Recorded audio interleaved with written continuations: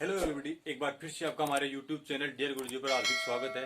जैसा कि मैंने अपने पिछले वीडियो में बताया था आपको कि जल्द ही हम 11th क्लास की मैथ्स स्टार्ट करने वाले हैं, तो आखिरकार वो दिन आ ही गया और आज हम इस चैनल पर मैथ्स की क्लास की फर्स्ट क्लास अपलोड करने वाले हैं। तो हम ज्यादा इधर उधर की बातें न करते हुए सीधे पॉइंट पर आते हैं कि 11th क्लास की मैथ्स 11th क्लास की मैथ्स में हमारे टोटल 16 चैप्टर्स हैं। तो 16 चैप्टर्स के अंतर्गत सबसे पहला चैप्टर आता है सेट। तो पहला चैप्टर कौन सा है इसमें? सेट। तो हम सबसे पहले शुरुआत करेंगे सेट से। सेट या इसको समुच्चय, समुच्चय। हम ज्यादातर अगर इंग्लिश के वर्ड्स को अधिक ध्यान में रखें तो ये हमारे बोलने में भी इजी होता है और समझने में भी। समुच्चय भी नाम इजी है, लेकिन सेट ज्यादा इजी रहेगा बोलने में, तो हम इसको ज्यादातर सेट के नाम से ही बोलेंगे। तो सबसे पहले सेट के बारे में बात करते हैं। सेट 11th क्लास का फर्स्ट चैप्टर है और ये चैप्टर इसकी नींव ही समझ लो। जैसा कि क्योंकि ये चैप्टर आगे जैसे भी इसके बाद में जो चैप्टर आएंगे, संबंध, फलन, ज्यामितीय, ट्रिग्नोमेट्री फंक्शन, इन चैप्टर्स में अहम भूमिका निभाता है। ठीक है जी। और इसी प्रकार अवकलन समाकलन में भी सेट का बहुत महत्व रहता है। तो अगर ये सेट ही आपको समझ में नहीं आएगा अच्छे से, तो आगे के चैप्टर्स को पढ़ने में आपको बहुत ही अधिक तकलीफ उठानी पड़ सकती है। ठीक है। तो इस प्रकार हम सेट को शुरू से बेसिक से चीजें लेके चलेंगे और आराम से ध्यान से धीरे धीरे एक सिर्फ इस वीडियो में हम इस सेट के बेसिक्स के बारे में बात करेंगे, एक्सरसाइज की बात में हम आगे करेंगे। तो ठीक है, शुरू करते हैं सेट। तो सेट को स्टार्ट करने से पहले इसमें बेसिक चीजें ये है कि सबसे पहले बात आती है नंबर सिस्टम की। नंबर सिस्टम जो कि आपने अभी 10th क्लास में पढ़ के आए होंगे। अच्छा खासा बीच में गैप लग गया छुट्टियों के बाद में, शायद किसी को याद हो या कुछ लोग भूल भी गए होंगे। तो डरने की कोई बात नहीं है, मैं यहाँ एकदम जीरो या बेसिक से पढ़ाऊंगा आपको नंबर सिस्टम भी। तो नंबर सिस्टम का इस के चैप्टर में बहुत अधिक महत्व है। तो नंबर सिस्टम शुरुआत करते हैं हम। सबसे पहला नंबर सिस्टम।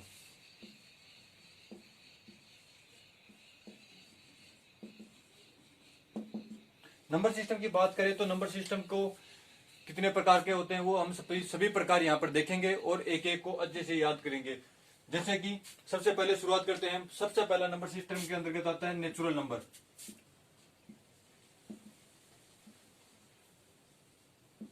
नेचुरल नंबर या इसको हम बोलते हैं प्राकृत संख्या। प्राकृत संख्या। और इसको डिनोट करने का तरीका है कैपिटल एन से इसको डिनोट करते हैं। कैपिटल एन से डिनोट करते हैं। अब आती है इसके अंदर संख्या, कौन कौन सी संख्याओं को इसमें लिया गया है। तो प्राकृत संख्याओं में संख्याएं स्टार्ट होती हैं 1 से। 1, 2, 3, 4 और एन सोन करके ये आती है प्राकृत संख्याओं के अंतर्गत। ये प्राकृत संख्याओं के अंतर्गत आती है। तो इसके बाद में आती है सेकंड संख्या। सेकंड संख्या कौन सी होती है? पूर्ण संख्या। पूर्ण संख्या मतलब ये संख्या, जैसा कि हमने इसमें देखा कि प्राकृत संख्या में 1 से स्टार्ट होती है, तो इसमें पूरी संख्या ही नहीं आई।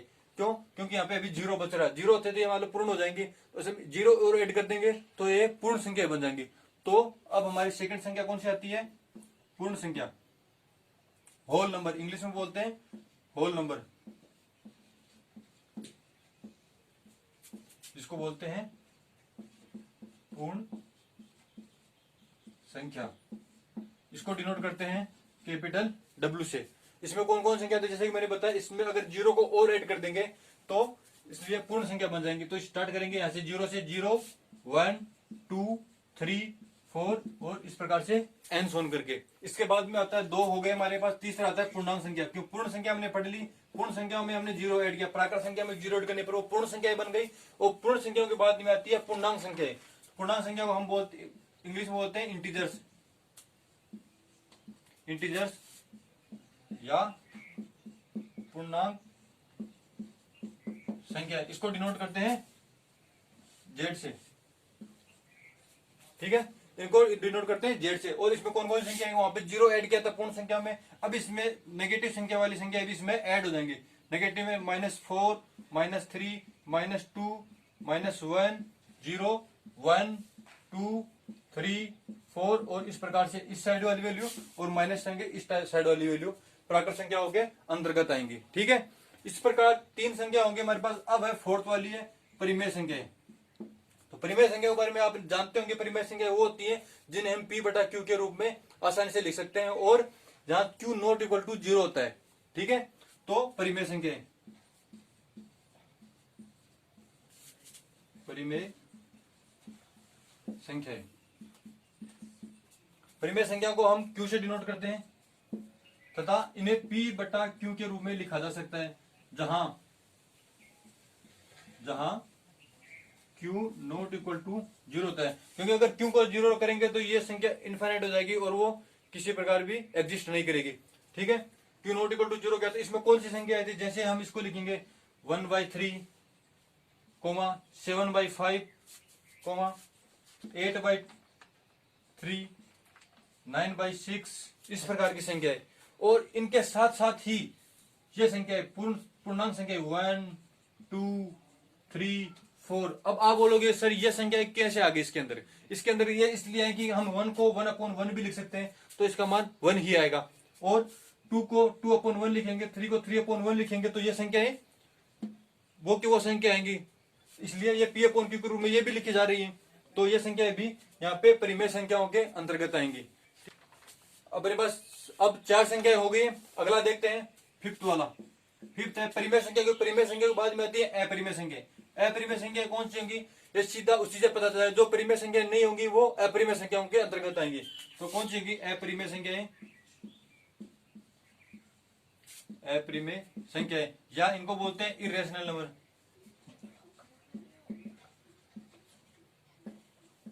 मैंने सर परिमेय का नंबर, परिमेय को इंग्लिश में रेशनल बोलते हैं और अपरिमेय को इनरेशनल नंबर बोलते हैं। ठीक है, इरेशनल नंबर में कौन संख्या आते हैं, जो परिमेय जिनको P/Q के रूप में नहीं लिखा जा सकता। एग्जांपल के तौर पर देखें, जैसे इसमें आएगा √3, तो आप बोलोगे सर इसको तो √3/1 के रूप में लिख सकते हैं। हाँ लिख सकते हैं √3/1 के, लेकिन √3 का एक्चुअल मान होता है 1.7321। इस प्रकार से ये चलता जाएगा आगे, इसका कोई फिक्स मान नहीं है, अंतिम वैल्यू हमें पता नहीं होती, ये बहुत ही आगे तक चलता जाएगा। इसके नीचे अपन में 1 लिख देंगे ना, तो भी इसका कोई ना कोई निश्चित मान बिल्कुल भी नहीं मिलेगा।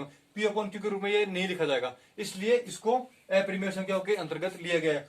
और एक एग्जांपल देंगे, जैसे √5 का भी रूट हल करेंगे तो ये इसका कोई निश्चित मान नहीं आएगा, ये दशमलव के बाद संख्या आगे से आगे चलती ही जाएंगी। तो ये हो गई अपरिमेय संख्या। अपरिमेय संख्याओं के बाद में आती है अपनी रियल नंबर या वास्तविक संख्या। तो वो अब आती है वास्तविक संख्याएं, वास्तविक संख्या, या उसको बोलते हैं रियल नंबर। इसको डिनोट करने का तरीका है आर से डिनोट करते हैं, कैपिटल आर से। लगभग सभी संख्याओं को कैपिटल आर या इसके जो इसका नाम का पहला अक्षर होता है उसी से डिनोट किया जाता है। तो रियल नंबर्स में कौन सी संख्या आती है, जैसा कि हमने अलग अलग संख्या पढ़ ली, अब आती है रियल नंबर में सभी संख्याओं को, जितनी भी संख्या है वो सभी रियल में आती है। जैसा या ऐसा कहते सीधे से, जो भी संख्या नंबर लाइन पर डिनोट की जा सके वो रियल नंबर के अंतर्गत आती है। रियल नंबर आएंगे, ये होगी लाइन, रेखा लाइन। इस पर अगर जिन जिन संख्याओं को हम डिनोट कर सकते हैं, जैसे यहां से आएगा, यहां पे 0 आएगा, हमने देखा है कि 0 के बाद में होता है 1, 2, ठीक है, 1, 2, इधर आएगा -1, -2, इस प्रकार से। तो ये 0। अभी आप बोलोगे सर इसमें परिमेय संख्या, अपरिमेय संख्या, प्राकृत संख्या, पूर्ण संख्या सभी आएंगी, क्यों?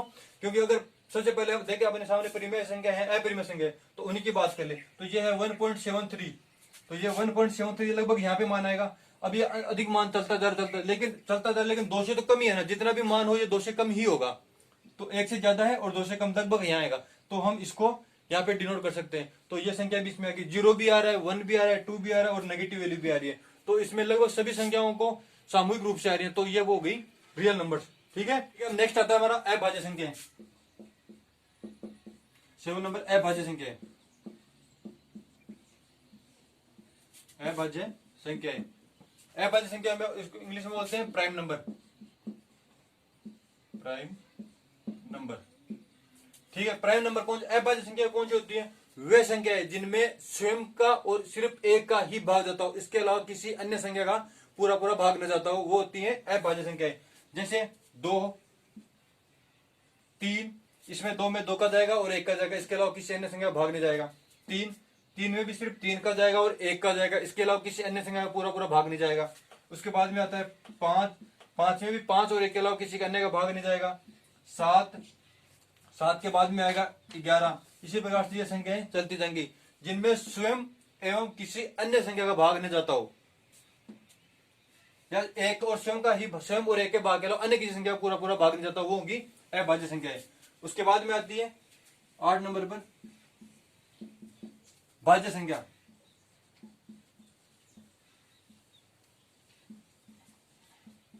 भाज्य संख्या इनको बोलते हैं composite function number, composite number. भाज्य संख्या कौन सी होती है? जिनमें स्वयं एक के अलावा और भी संख्याओं का भाग जाता हो, वो संख्या होती है भाज्य संख्याएं। जैसे 4, 6, 8, 10। तो इनमें 4 में 4 का भाग जा रहा है, 1 का भाग जा रहा है, और इसके अलावा 2 का भी भाग जा रहा है, पूरा पूरा भाग जा रहा है। इसी प्रकार 3, इसमें 6 में 6 और 1 के अलावा 3 का भी भाग जा रहा है। तो ये संख्या हो गई भाज्य संख्या है। अब इसके बाद में आता है, यहाँ पे हमने दो चीजें देखने को मिलेगी कि एक यहाँ भी नहीं लिया और एक यहाँ भी नहीं लिया। तो एक ऐसी संख्या है जो ना तो भाज्य संख्या में आती है और ना ही अभाज्य संख्या में आती है। ठीक है, तो एक को हम कहीं नहीं लेंगे, ना तो ये भाज्य संख्या है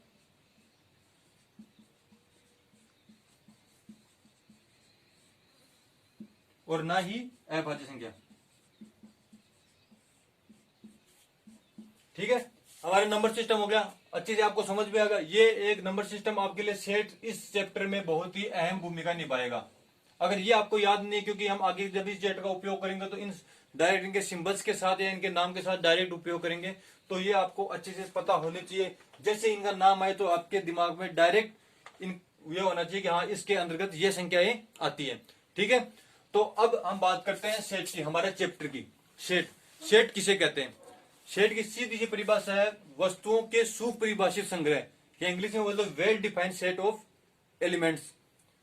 वेल डिफाइंड सेट कौन से होते हैं या सुपरिभाषित संग्रह? तो सुपरिभाषित संग्रह के बारे में बात करते हैं, इसको इंग्लिश में बोलते हैं वेल डिफाइंड। हम इंग्लिश के शब्दों को भी साथ में लेते चलेंगे जिससे कि आपको अच्छे से समझ में आए और ये आपके बोलने में भी आसानी रहती है और समझने में इंग्लिश में ज्यादा आसानी। हिंदी के शब्द कुछ कठिन होते हैं और आगे क्लासों में आपको इंग्लिश का थोड़ा अधिक ही महत्व रहता है। तो ठीक है, इसको बोलते हैं, पहले सेट की परिभाषा लिख लेते हैं। वस्तुओं के सुपरिभाषित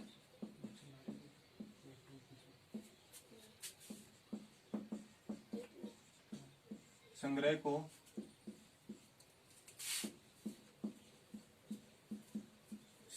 समुच्चय कहते हैं। यहां पे हम सुपरिभाषित संग्रह को बोलते हैं well defined. Well defined, well defined मतलब जिसको आसानी से हम डिफाइन कर सके। Well defined, well defined. अब हम बात करते हैं कौन चीज तो अभी जिनको वेल डिफाइन कर सकते हैं, कौन से ऐसे सेट होते हैं जिनको, और कौन से ऐसे सेट है जिनको हम वेल डिफाइन आसानी से नहीं कर पाते। तो सबसे पहले बात करते हैं वेल डिफाइन की या सुपरिभाषित संग्रह की। जैसे हम बात करें प्राकृत संख्याओं की, तो प्राकृत संख्याओं के अंदर बोले कि जैसे कि 10 से कम प्राकृत संख्याएं या 10 से कम विषम प्रकार की प्राकृत संख्याएं। तो प्राकृत संख्या कौन सी होती है? इसको 1 से लेकर 1, 2, 3 और इस प्रकार 10 से, तो 10 तक प्राकृत संख्या आएगी। इसमें हमें पता है कि 1 से लेकर 10 तक के 10 अवयव है, तो ये परिभाषा से सुपरिभाषित हो गई कि इसमें 10 के अलावा और कोई भी एलिमेंट नहीं आएगा। कहीं देख लो, यहाँ पे मान लो कहीं और भी पूछोगे किसी भी मैथ्स में, अगर प्राकृत संख्याओं की बात होती है 10 तक की प्राकृत संख्या की, तो सिर्फ इसमें 1 से लेकर 10 तक के ही अवयव आएंगे, इसके अलावा कोई अन्य अवयव नहीं आएगा। तो ये हमारा हो गया वेल डिफाइंड। इसी प्रकार हम बात करें अगर विषम प्राकृत संख्या होंगी, तो हम इनमें से विषम संख्या छाट लेंगे, जैसे 1, 3, 5, 7 और 9, ये हो गई विषम प्रकार की। तो विषम प्रकार की प्राकृत संख्याओं का सेट ये भी एक प्रकार से वेल डिफाइन हो गया। और देखिए जैसे भारत की नदियां, ये भी एक वेल डिफाइन है, क्योंकि भारत में जितनी भी नदियां हैं उनमें सभी की बात कर रहा है। तो नदियां जितनी छोटी हो बड़ी हो, सब नदियां, भारत की नदियां आ गई, ये भी एक वेल डिफाइन ही है। ठीक है, ये हो गया प्राकृत संख्या। इस प्रकार से हम बात करें, नदियों की बात कर ली हमने। इस पर एक देखते हैं क्रिकेट की टीम। क्रिकेट की टीम के सदस्य, क्रिकेट की टीम के सदस्य 2 होते हैं, या तो 11, तो यहाँ पे हमें पता है 11 और 15। 15 तो पूरी टीम में होते हैं और 11 खिलाड़ी ऐसे होते हैं जो खेलने के लिए होते हैं। तो ये हमें पता है कि 11 टीम होंगे क्रिकेट में खिलाड़ियों की संख्या। तो ये भी एक तरह से वेल डिफाइंड सेट ही है। और तरह की बात करें तो अंग्रेजी वर्णमाला के स्वर, अंग्रेजी वर्णमाला के स्वर कौन से होते हैं? इनको बोलते हैं इंग्लिश में वोवल्स, VOWELS वोल्स। इनमें आते हैं A, E, I, O और U। ये भी एक तरह से वेल डिफाइन है, क्योंकि इनमें हमें सबको जहां भी कहीं भी देखेंगे, हम किसी भी सब्जेक्ट में पढ़ेंगे, स्वरों की संख्या ये एक निश्चित ही रहेगी, इसमें ना तो कोई ऐड होगा ना कोई घटेगा। तो ये 5 है, तो ये एक तरह से वेल डिफाइन हो गया। ठीक है, अपना वेल डिफाइंड सेट हो गया। अब देखते हैं, हम बात करते हैं नॉन वेल डिफाइंड सेट की। नॉन वेल डिफाइंड कौन से होते हैं, या नॉन वेल डेट कलेक्शन की। कलेक्शन मतलब संग्रह। तो non well defined collection, non well defined, ठीक है। नॉन वेल डिफाइंड में कौन जाते हैं, जिनको हम आसानी से बता नहीं सकते या उनमें चूज नहीं कर सकते ये कन्फर्म है या नहीं है। जैसे हम एग्जांपल लेके, एग्जांपल से आपको अच्छी समझ में आएगा, एग्जांपल लेके देखते हैं। जैसे एग्जांपल फर्स्ट है, हम बात करते हैं 5 बेहतरीन कलाकारों की या एक्टर्स की। तो 5 बेहतरीन कलाकारों में मैं अपनी तरफ से नाम लेता हूं। जैसे कोई भी हमने नाम ले लिए, फर्स्ट ले लिया अमिताभ बच्चन ले लिया, सेकंड ले लिया आमिर खान ले लिया, ठीक है। फिर ले लिया हमने सलमान खान ले लिया, फिर ले लिया अक्षय कुमार ले लिया, और फिर वरुण धवन ले लिया। ये 5 एक्टर के नाम हमने सोचा कि 5 बेहतरीन कलाकार हैं, एक्टर हैं, इनके नाम ले लिया। ये मेरी तरफ से हो गए। अब मैं आप किसी और से पूछूंगा, वो मुझे उसको कोई और अलग एक्टर पसंद है तो वो किसी अलग का नाम बताएगा। चलो उसके भी हम सामने लिख लेते हैं। जैसे कि उसने पहला बताया अमिताभ बच्चन बता दिया, दूसरा बता दिया अक्षय कुमार बता दिया, ठीक है। फिर उसने बता दिया सुनील शेट्टी बता दिया, ठीक है। फिर उसने बता दिया एक और कोई भी किसी का भी नाम ले लेते हैं, जैसे शाहिद कपूर बता दिया, ठीक है, रणवीर सिंह बता दिया। ये लो, अब इन दोनों में हम बात करें तो ये दोनों अलग अलग हो गए ना। कि अब जैसे हम वेल डिफाइन में बात कर रहे थे तो वेल डिफाइन में यहाँ भी ये है तो यहाँ भी यही होगा, लेकिन यहाँ पे अलग नाम आ रहे हैं और यहाँ पे अलग नाम आ रहे हैं। ये किसी अलग व्यक्ति के अनुसार अलग अलग चेंज हो रहे हैं, तो ये वेल डिफाइंड सेट के अंतर्गत नहीं आएगा। ये आएगा किसमें, नॉन वेल डिफाइंड में। इसी प्रकार किसी और अन्य बात करते हैं, बुक की बात करते हैं कि बुक का समूह है। जैसे मुझे कुछ कोई अलग बुक पसंद है, उनको कोई अलग बुक पसंद है। लेकिन फिर भी अगर किसी लेखक की बात करें, सिर्फ एक लेखक की, तो एक लेखक की भी अनेक किताबें हो सकती हैं। जैसे मुंशी प्रेमचंद की किताबों की बात करें तो उसमें 5 की कई किताबें हैं, तो मेरी 2-4 पसंद अलग हो सकती हैं, किसी अन्य की अलग पसंद हो सकती हैं। तो वो किस में आएगा, नॉन वेल डिफाइंड में। बुक आ गया, फिल्म आ गई, अब किसी फिल्म में भी किसी की अलग अलग पसंद हो गई, मोबाइल का मॉडल आ गया, कंप्यूटर आ गए, लैपटॉप की कंपनी आ गई, ये अलग अलग सबकी पसंद अलग अलग हो सकती है। इसमें अलग अलग ये होते हैं, नॉन वेल डिफाइन के अंतर्गत आते हैं। सेट हो गया, वेल डिफाइन हो गया, वेल डिफाइन हो गया, और सेट कैसे बनाते हैं ये हो गया। अब बात करते हैं हम सेट को कैसे डिनोट करते हैं। सेट को डिनोट करने के लिए हमें होता है कि सबसे पहले हम बड़ी एबीसीडी ए कैपिटल लेटर्स का इस्तेमाल करते हैं सेट को डिनोट करने के लिए। जैसे अगर सेट को लिखने का तरीका होता है, पहले ए इक्वल टू ये कोष्टक, मंजिला कोष्टक। कोष्टक आपको पता होंगे 3 प्रकार के होते हैं, ये छोटा कोष्टक, ये मंजिला कोष्टक और ये बड़ा कोष्टक। इन 3 कोष्टकों में से इन दोनों का हम यूज नहीं करते और सेट को लिखने के लिए इस कोष्टक का उपयोग करते हैं, मंजिला कोष्टक का। तो इसको मंजिला कोष्टक भी बोलते हैं। तो इसमें लिख लिया हमने, कोई भी एलिमेंट ले लिया। सेट को डिनोट करने के लिए हमने बाहर कैपिटल अक्षर का लेते हैं, लेकिन सेट के अंदर जो भी एलिमेंट आते हैं हम उनको स्मॉल लेटर में लिखते हैं। जैसे A B C D E F, इस प्रकार से। बाहर सेट को, मेन सेट को डिनोट करने के लिए कैपिटल लेटर का इस्तेमाल करेंगे, जबकि सेट के एलिमेंट्स को डिनोट करने के लिए हम एबीसीडी के स्मॉल लेटर्स का इस्तेमाल करते हैं, ठीक है। अब इसमें आता है सेट के डेफिनेशंस में इसके नियम होते हैं कुछ। सेट के नियम, सेट के नियम पढ़ने से पहले हम बता दें, ये इसको डिनोट करने का तरीका हो गया, ठीक है। अब सेट के प्रॉपर्टीज आती हैं। सेट की प्रॉपर्टी कौन अच्छी होती है, इसमें 2 प्रॉपर्टी मुख्यतः है जो हम काम में लेते हैं। तो अब आगे सेट की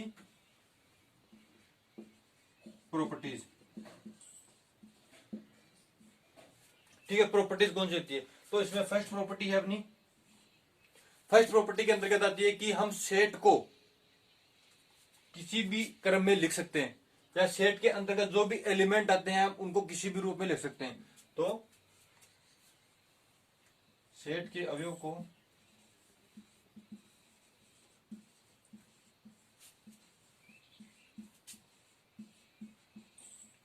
किसी भी क्रम में लिख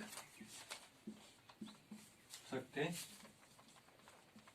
इसका कोई निश्चित क्रम नहीं होता। जैसे कि एग्जांपल के तौर पर देखिए, हम यही ले लेते हैं A B C D E F दिया हुआ है। अब इसको हम लिखेंगे तो इसको एक डिनोट करने का तरीका, तो ये तो simple A B C D E F, ये हो गया। अब दूसरा देखेंगे, हम इसको ऐसे लिख सकते हैं सी डी ई, फिर ए ले लिया, ए स्मॉल आएगा, ए बी सी और लो बच गया लास्ट में, सी आ गया पहले, तो ए बी और एफ हो जाएगा, ठीक है। इसको इस प्रकार से लिख सकते हैं, ये भी एक सेट ही होगा। इसको और अन्य तरीके से लिखते हैं, उल्टा लेके लिखते हैं इसको, तो उल्टा लेके लिखेंगे तो ये होगा F E D C B और ये ए।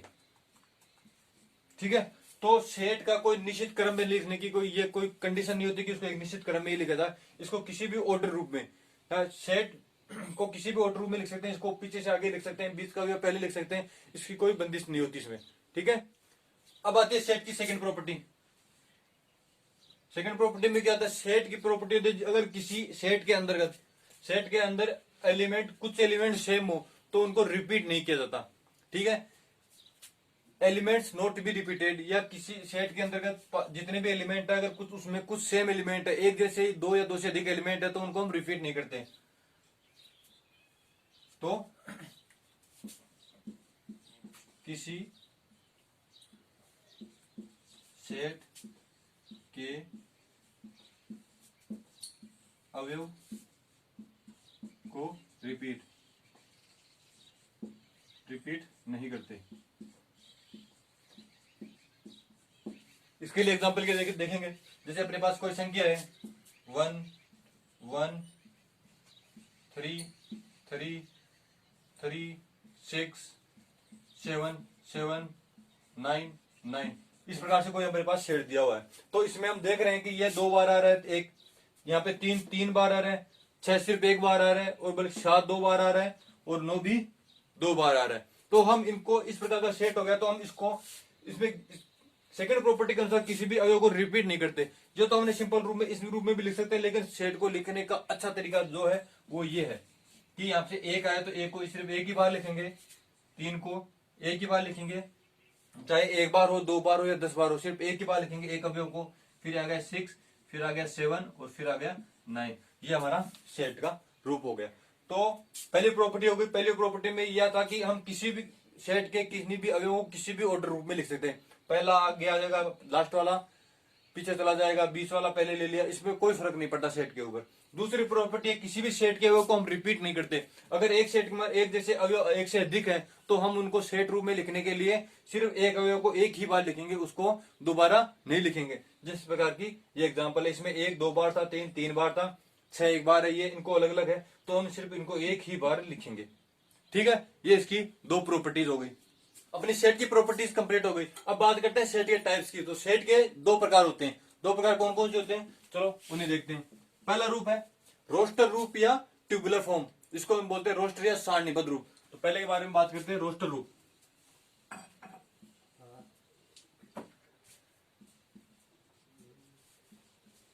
रोस्टर फॉर्म और ट्यूबुलर फॉर्म। ठीक है, हिंदी में बोलते हैं इसको रोस्टर को, हिंदी में रोस्टर ही बोलेंगे, या ट्यूबुलर को बोलते हैं हिंदी में सारणीबद्ध। तो सारणीबद्ध रूप।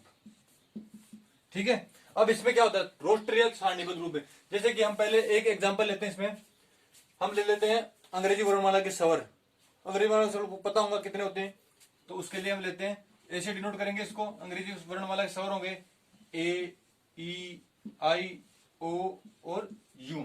इन्हीं का एग्जाम का हम दूसरे टाइप में प्रयोग करके देख लेंगे। तो ये हो गया सारणीबद्ध रूप। सारणीबद्ध रूप में जिसे इससे नाम से प्रदर्शित हो रहा है कि सारणी के रूप में लिखना है, मतलब इनको अलग अलग करके लिखना है। या इंग्लिश के नाम से भी देखें तो ट्यूबुलर फॉर्म, मतलब टेबल के रूप में लिखना है इसको।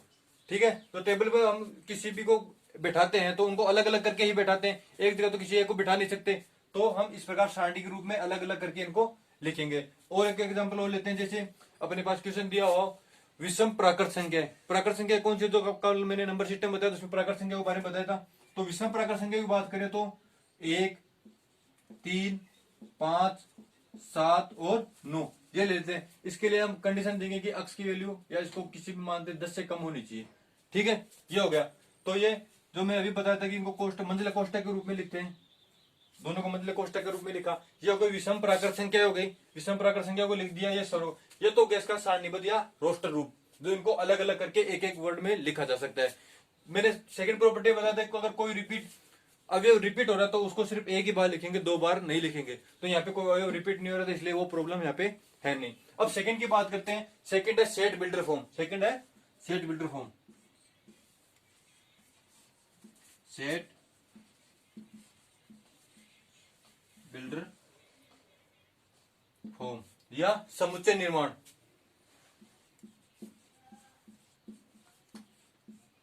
समुच्चय निर्माण रूप। समुच्चय निर्माण रूप। समुच्चय निर्माण रूप में क्या होता है कि यहाँ पे हमें कोई निश्चित गुणधर्म होता है, निश्चित गुणधर्म के अंतर्गत ही हम उसको एक एलिमेंट या सेट के रूप में निश्चित करके रूप लेते हैं। जैसे कि हम पहले इसका एग्जांपल लेते हैं, कोई गुणधर्म है, उसके बाहर का कोई अवयव उसमें किसी भी रूप से नहीं आ पाएगा। ठीक है, तो हम इसकी बात करते हैं पहले। अगर इसको हम कैपिटल अक्स मान लिया, ए ही ले लेते हैं, तो यहाँ पे इसको हम ए सेट के रूप में, अक्स के रूप में इसको डिनोट करेंगे, क्योंकि अगर अंदर के जो सेट के अंदर के जो भी एलिमेंट है उसको स्मॉल लेटर में लिखते हैं। तो यहाँ पे इसको बोलते हैं सच दैट। क्या बोलते हैं इसको? ये जो एलिमेंट होता है इसको बोलते हैं, ये जो साइन होता है इसको सच दैट बोलते हैं, सच दैट। हिंदी में बोलते हैं इसको कोलन। तो मेरे हिसाब से ये इंग्लिश का नाम ही आपको याद रखने में आसानी रहेगी। इसको बोलते हैं सच दैट। सच दैट अक्स इज, इंग्लिश में लिखा है, हिंदी में अक्स इज, ये क्या है? सवर है, अंग्रेजी वर्ण वाला के सवर। तो इनको लिखे अक्स एक अंग्रेजी वर्णमाला का सवर है। ये हो गया। तो ठीक है, इसको इस रूप में लिख सकते हैं हम। ये हो गया एक शेड बिल्डर फॉर्म के, इसको शेड के रूप में यहाँ पे सिर्फ अक्स को लिखेंगे और अक्स को यहाँ पे परिभाषित करेंगे इसके रूप में कि अक्स का मान यहाँ पे क्या आएगा। ये फर्स्ट एग्जांपल हो गया, इसको इस रूप में लिख सकते हैं। अब सेकंड की बात करें तो सेकंड में क्या है? 1 3 5 7 9। अभी हमने बताया था ये विषम प्राकृत संख्या है, वो कौन सी है? 10 से कम। तो इसको डायरेक्ट लिखेंगे हम, क्या लिखेंगे? सेकंड के रूप में लेंगे हम एक्स बी, जहां पे अक्स सच दैट अक्स इज, अक्स विषम प्राकृत संख्याओं का समूह है जो 10 से कम है, जो कि 10 से कम है। तो अक्स 10 से कम विषम प्राकृत संख्या है। ठीक है, तो ये हो गया सेट बिल्डर फॉर्म। इसको यहाँ पे अक्स के डिनोट किया और अक्स की जो परिभाषित, अक्स को यहाँ पे परिभाषित कर दिया कि अक्स का मान क्या क्या आएगा, वो यहाँ पे इसके रूप में लिख दिया। ठीक है, तो ये इस एग्जांपल को ये हो गया रोस्टर रूप या सारणीबद्ध रूप, और इसको इस रूप में सेट बिल्डर फॉर्म में इस रूप से लिखते हैं या समुच्चय निर्माण के रूप में। अब इसके अलावा और एग्जाम्पल देखिए हम, तो नेक्स्ट एग्जाम्पल है, जैसे हम कोई संख्या ले लेते हैं,